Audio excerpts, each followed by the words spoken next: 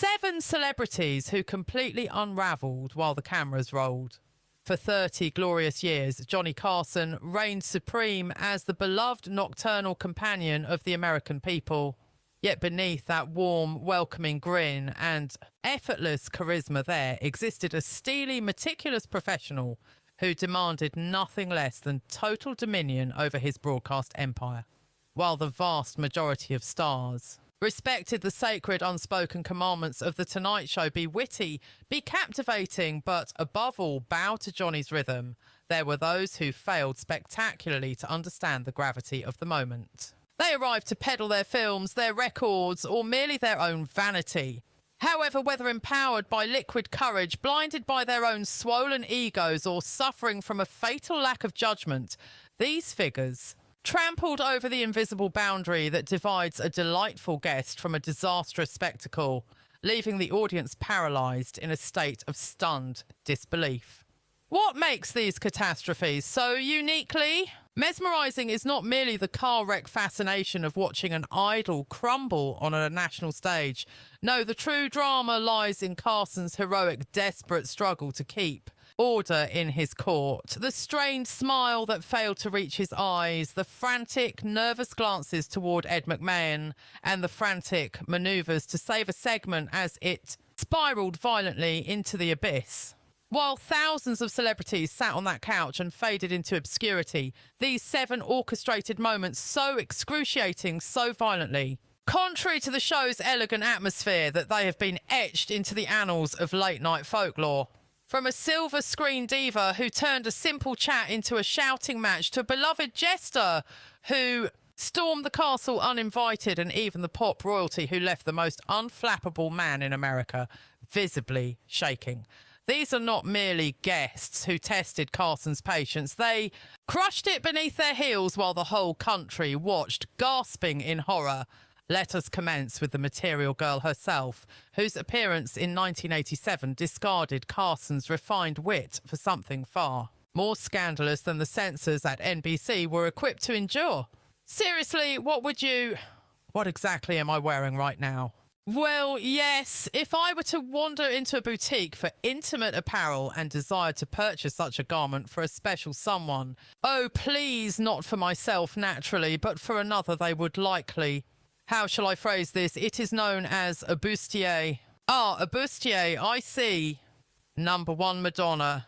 The moment the Material Girl became entirely too material, when the young Madonna graced the stage of The Tonight Show in 1987, she had not yet ascended to the throne of global icon, yet she was climbing fast, riding the massive wave of her Who's That Girl tour and becoming infamous for shattering conventions. What Johnny and his production team anticipated was a charming, perhaps slightly cheeky interview. What walked out from behind the curtain was something wildly unpredictable.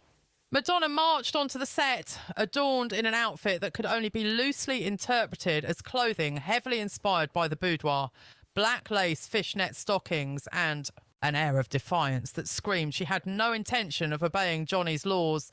From the second she lowered herself onto that hallowed beige sofa, she shifted from a guest into an agent of chaos. I recall the entire studio falling into a dead, heavy silence the moment she emerged, reminisced an NBC page who witnessed the event. This was not the standard evening attire expected on national television. This was Madonna dragging her raw concert persona into the living rooms of America, and the panic in the control room was palpable. Instead of participating in the polite rhythmic banter Carson was famous for, Madonna instantly seized the reins, flirting with an aggressive intensity, tossing out suggestive remarks and deliberately poking at the sensitive beast of religion and sexuality topics that remained strictly forbidden on network television during the 1980s. When Johnny tried to employ his signature subtle wit, Madonna parried with blatant vulgarity that left the legendary host visibly scrambling to steer the ship back to safe waters.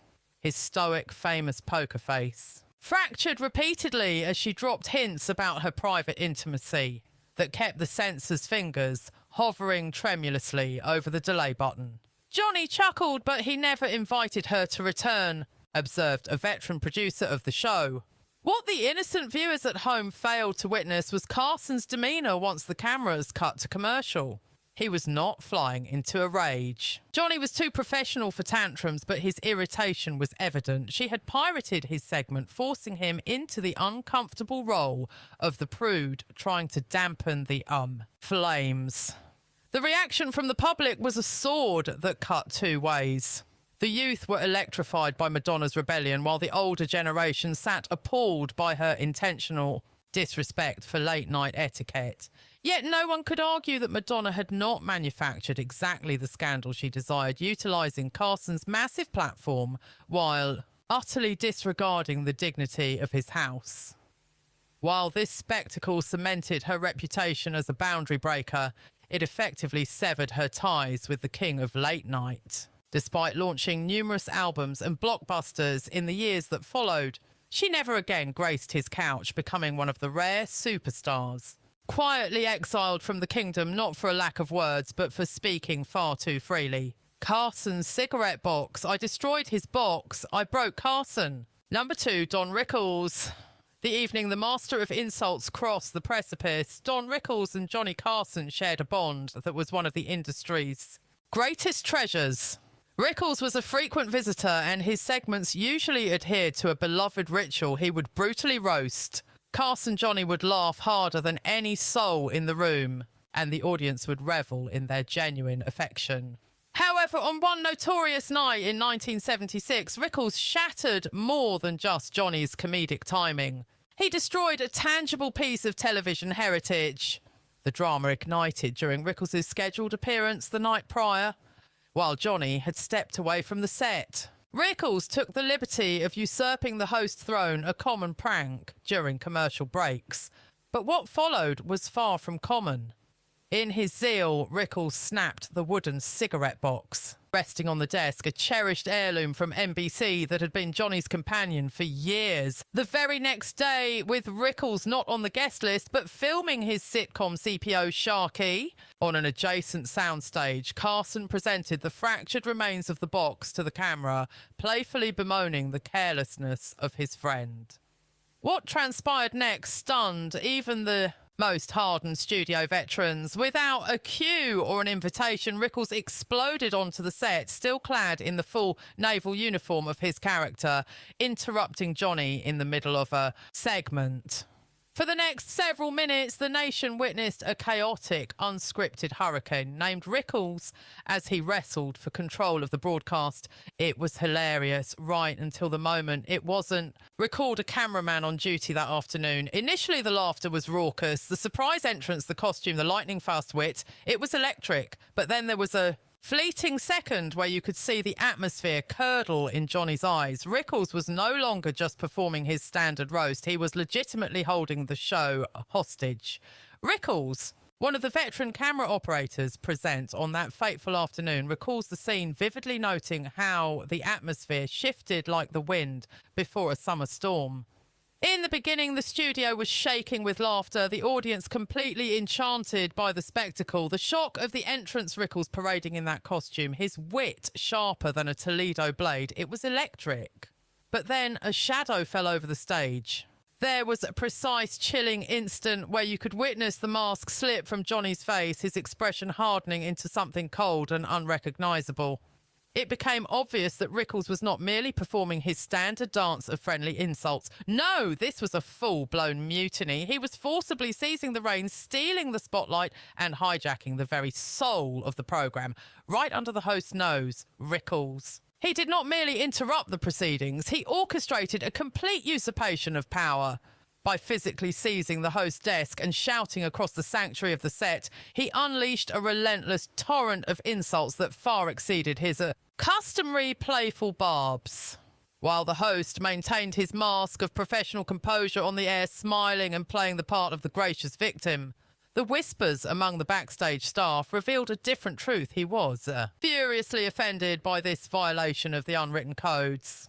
Johnny was a man who guarded the sanctity of the show's format with the ferocity of a lion protecting its pride, explained a former producer of the legendary late-night programme. Even with intimate friends like Rickles, there existed sacred boundaries. To storm in unannounced, clad in a costume and seizing the throne was not simply breaking the fourth wall. It was a demolition of the entire cathedral of order upon which the show was built. The segment ascended to the realm of legend precisely because it offered the public a spectacle they were never meant to witness. The king of late-night television temporarily stripped of his control. Although the two men remained friends, those in the inner circle noted that the host treated Rickles with a marked coldness for several months afterward, a subtle but devastating silence from television's most unflappable figure. What made the incident truly scandalous was the source of the betrayal. It came from Rickles, not some reckless newcomer or a troubled starlet, but one of the host's most trusted confidants. It served as a stark demonstration that even within the warm embrace of late night's most comfortable relationships, there are lines drawn in the sand that one must never cross, especially when the red light of the live camera is burning. It proved that in the theatre of television, respect is the currency that matters most, and when it is stolen, the debt is remembered. I have never had any involvement with carnal matters and that sort of thing. Oliver, that is simply not true. Do not do this. Do not pursue this film. You really ought to see the livestock. 3. Oliver Reed. The interview that transformed into a dark fable of caution. The British actor Oliver Reed had already carved out a reputation for wild, unbridled behaviour and heavy drinking long before his appearance on the programme in 1975.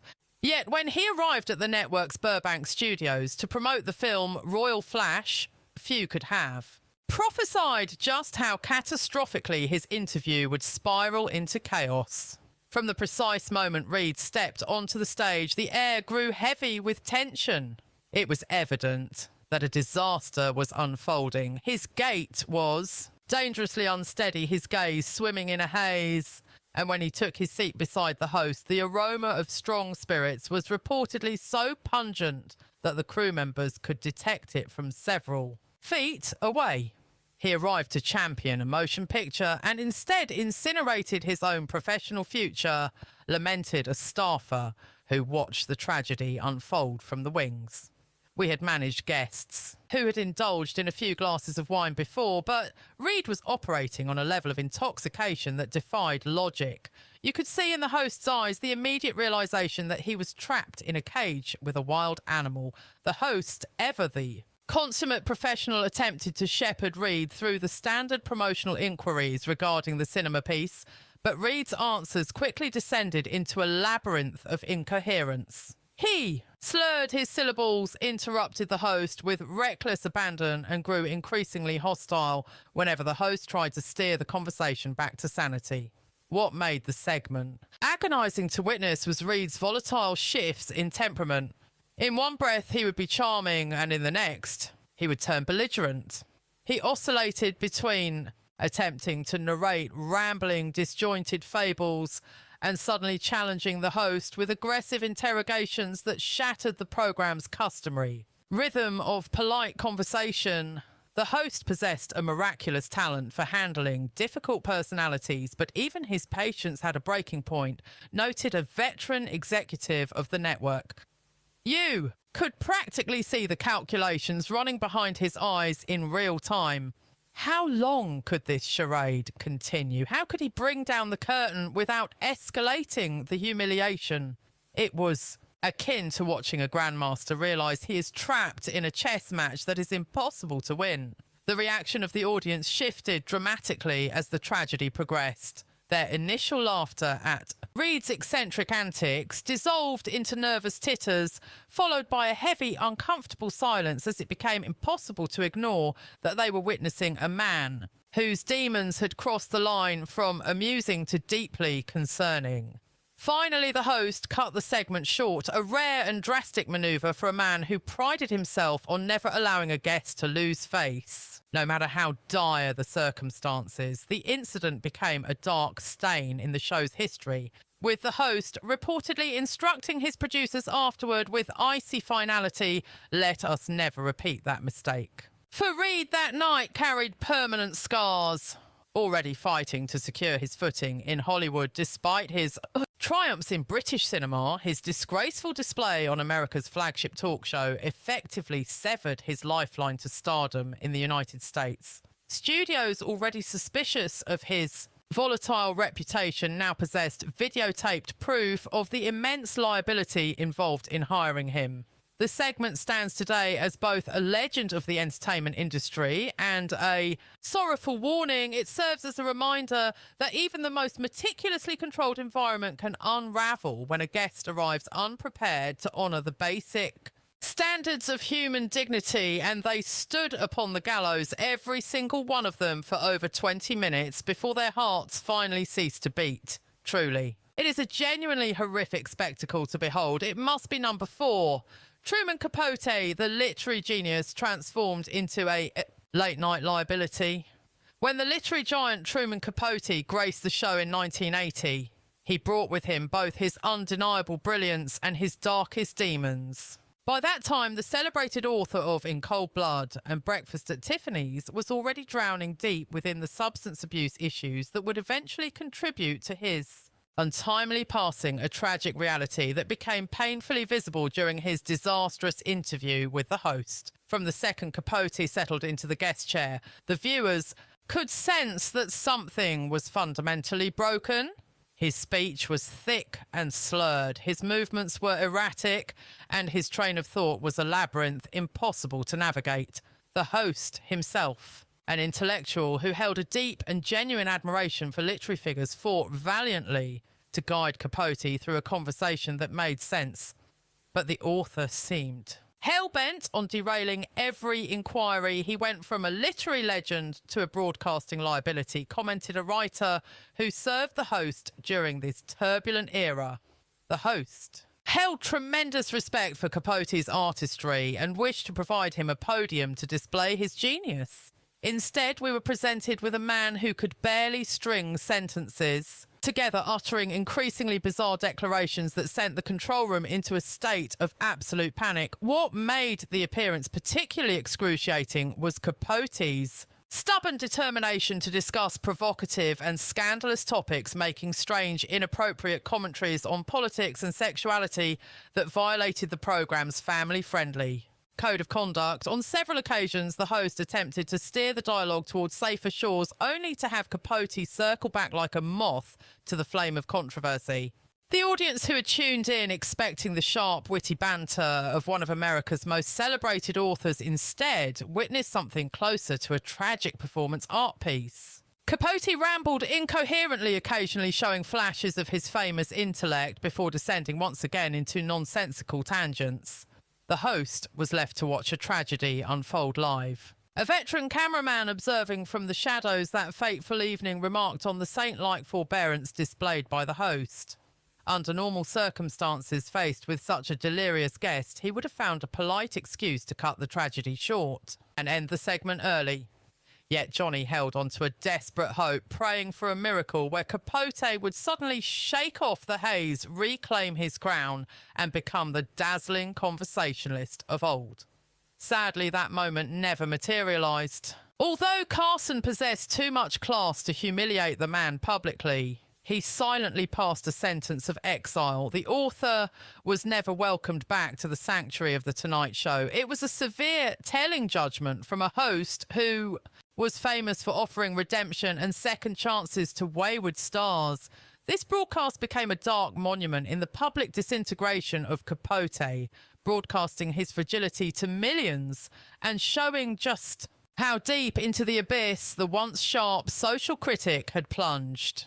The true tragedy lay in the brutal comparison between the sharp, venomous wit of Capote's golden years on the Carson stage, when he would hold court with dazzling intellect and scandalous gossip, versus this final muddled display for the devotees who worshipped at the altar of Capote's literary genius, seeing the chasm between his exquisite prose and this slurring lost soul on the screen was a heartbreak of operatic proportions. The segment remains as one of late-night television's most excruciating yet hypnotically compelling spectacles. It was a raw, unfiltered glimpse into the demons devouring a legend captured live under the unforgiving lights before. A national audience that could only watch in paralysed pity as a brilliant mind melted into chaos right before their eyes. Then, a fragment of dialogue floats up. "This estate is 300 years old, and my..." mother cried out, asking how I could possibly expect her to inhabit such a ruin with an infant. No one answered.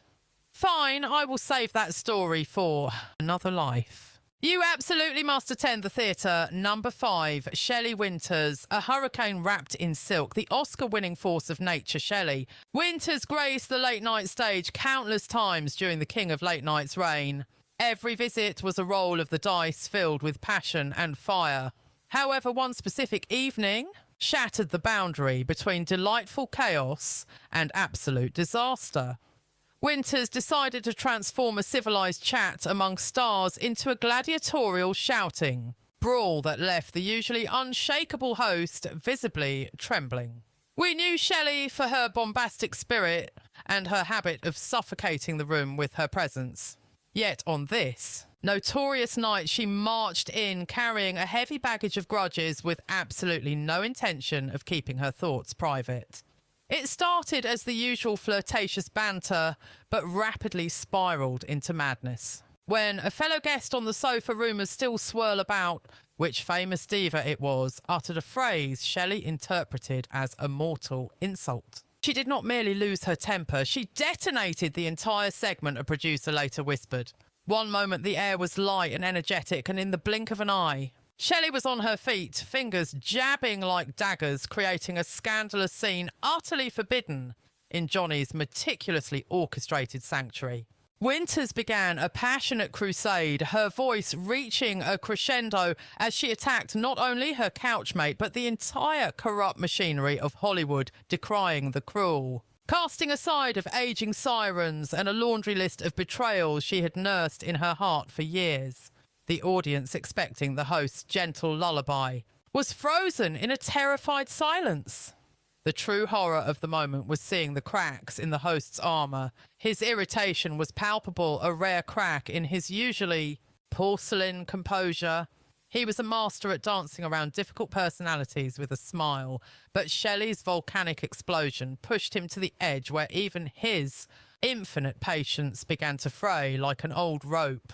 Johnny had a subtle signal when his soul was weary. He would begin to frantically rearrange the papers on his desk and shoot desperate glances at Ed McMahon, a veteran staffer revealed. During Shelley's meltdown, he was practically folding complex origami with his cue cards.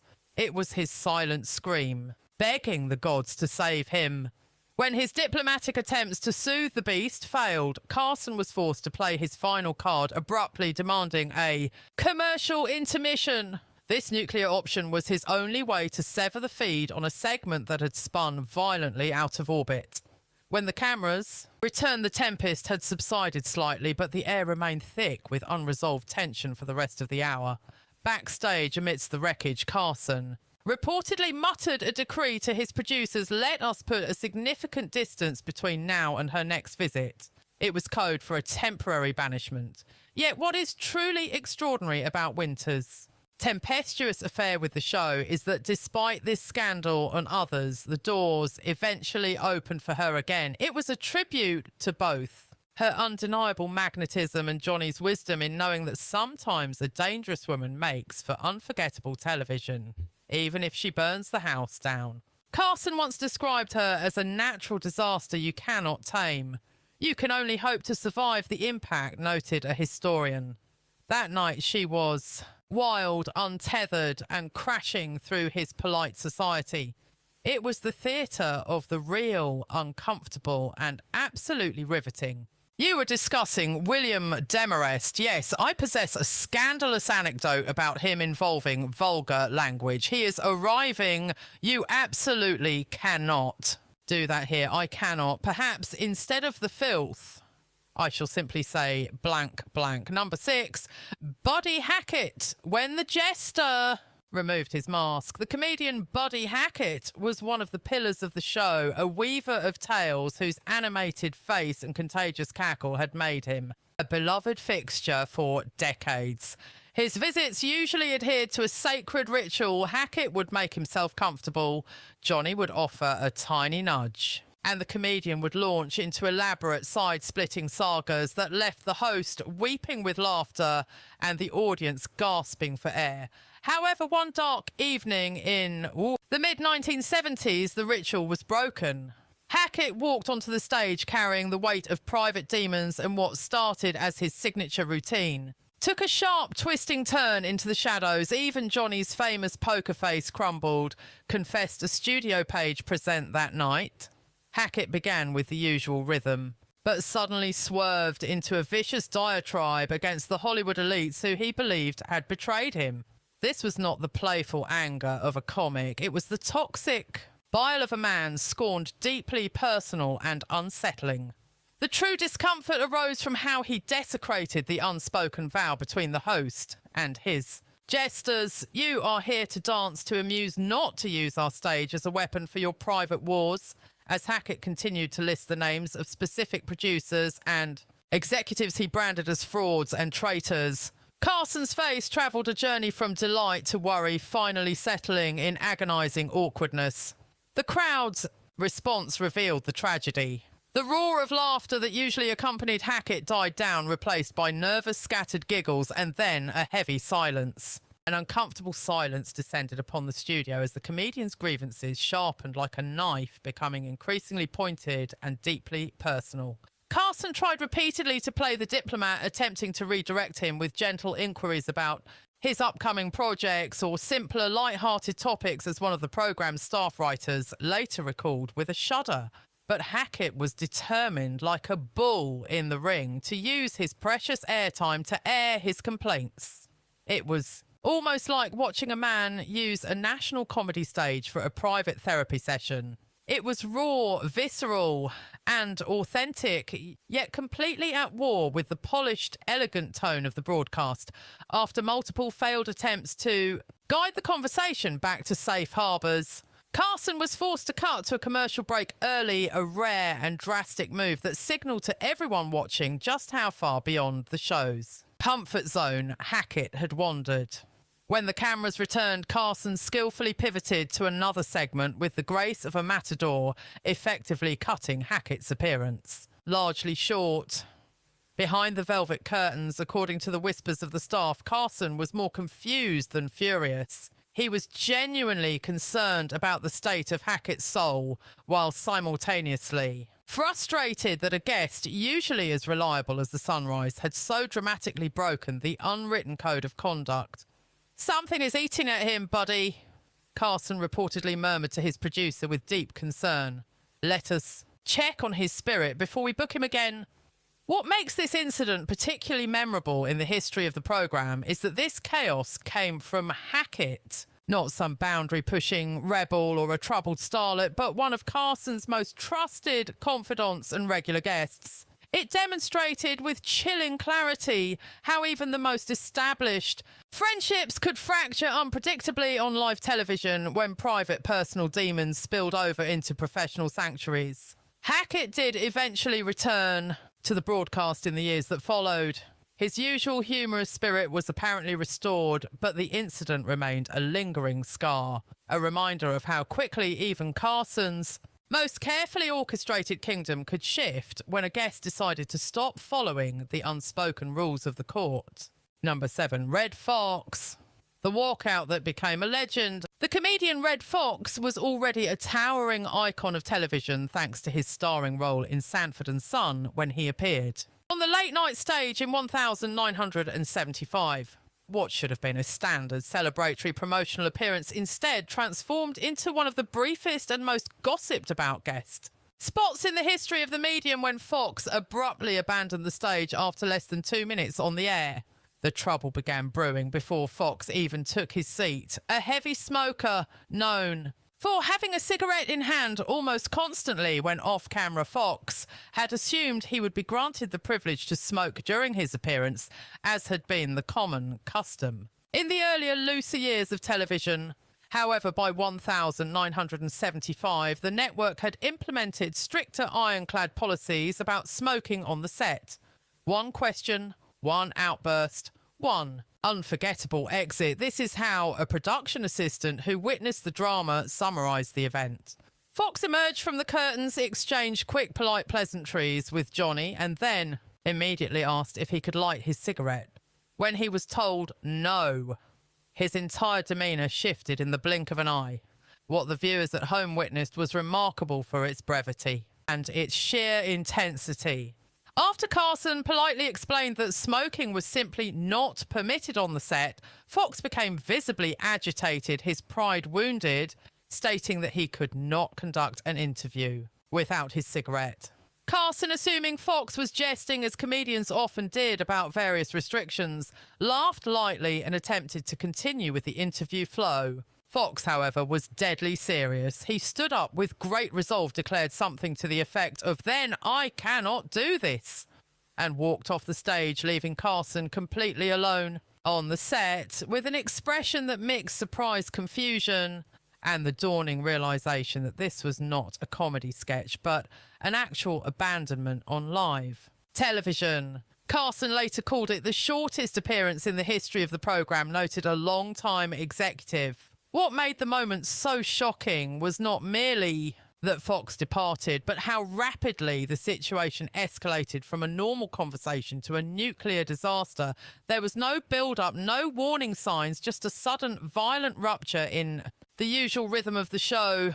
Carson, ever the consummate professional, recovered quickly with a sharp quip about Foxx's rapid exit before moving on to the next segment. But backstage, according to the accounts of the staff, he was genuinely stunned by what had transpired.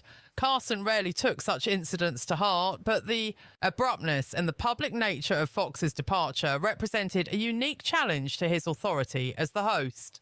The fallout was swift and immediate. Foxx's representatives quickly reached out to Carson's team to smooth over the ruffled feathers, explaining that the comedian had genuinely misunderstood the smoking policy and had reacted on impulse. While Carson publicly took the high road in subsequent shows, making light of the incident with humour rather than criticising Foxx the damage to their professional relationship was done like a vase that has been glued back together. Foxx eventually returned to the show years later, explained a television historian, but there was always a certain tension in his subsequent appearances. It was as if both men remembered that moment of public rupture and were determined to prevent it from happening again, creating a forced, stiff politeness that never quite matched the easy rapport Carson enjoyed with his favourite guests. The incident lives on in the lore of the show as a prime example of how quickly television's carefully constructed environments can collapse when a simple misunderstanding collides with a strong, proud personality on live TV, creating a moment of authentic, unscripted surprise in a medium usually defined by its safety and predictability. The man behind the desk represented control amidst the chaos. These 7 dramatic incidents reveal more than just famous celebrities behaving badly. They offer rare glimpses into the extraordinary iron grip Johnny Carson maintained over his television domain and what happened in those exceptional moments when that control slipped through his fingers. For 30 years, Carson created an environment where celebrities felt both comfortably at home and subtly constrained. His genius lay in making the incredibly difficult job of late-night hosting look effortless, creating the grand illusion that he was simply having casual conversations when in reality he was orchestrating carefully structured segments designed to showcase guests at their absolute best while maintaining the show's consistent, elegant tone.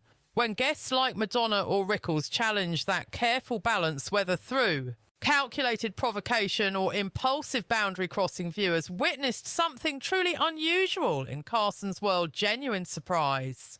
These moments stand out precisely because they were so incredibly rare in a show typically defined by its smooth rhythmic predictability. What is perhaps most revealing about these incidents is Carson's response to them. Unlike modern hosts who might lean into the awkwardness for viral potential or cheap publicity, Carson was a product of an earlier, more dignified broadcasting era that prioritised professionalism above all else.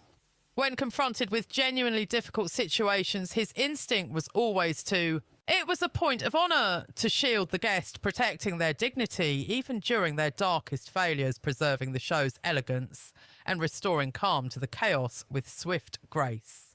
Carson saw himself as the public's champion, a sentiment passionately described by a former producer of the legendary programme.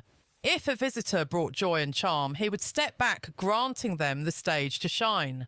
But if they dared to cross the boundaries that caused unease in the living rooms of the nation, he would intervene, not to ignite more drama, but to extinguish the flames. This is the complete opposite of the sensationalism many modern hosts pursue today. This paternal instinct to protect extended even to those souls who had truly brought disorder to his sanctuary. It was rare for Carson to issue a permanent exile, no matter how impossible or erratic their conduct had been. With very few exceptions, the diva Madonna being a notable one, most were eventually granted a path to redemption, receiving a second chance after a long period of penance and far more rigorous scrutiny behind the curtains. The programme under Carson's reign functioned according to a silent, unwritten pact that both the master of ceremonies and his visitors understood intimately. One must be captivating, be authentic to a degree, but never lose sight of the supreme objective to craft a night of consistent delight rather than cheap, shocking spectacles. When a guest betrayed this sacred code, the tension that filled the air gave birth to some of the most unforgettable chapters in the show's history. It was not because Carson desired such scandals, but precisely because he fought with such elegance to prevent them. In the fractured media landscape we inhabit today, where a celebrity's disgraceful behaviour is instantly converted into precious currency for social platforms, Carson's noble philosophy feels almost like a relic from a gentler time. He did not hunt for viral explosions or controversy. He was constructing a television institution meant to soothe the soul of America before sleep, night after night, year after year.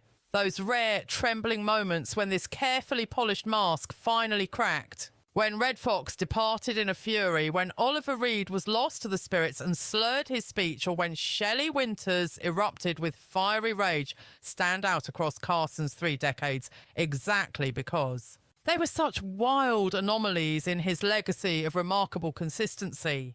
They represent the fleeting instance when television's most controlled sanctuary briefly bowed to the unpredictable chaos of the human heart, creating a raw, unintentional authenticity in a medium that is so often defined by smoke and mirrors.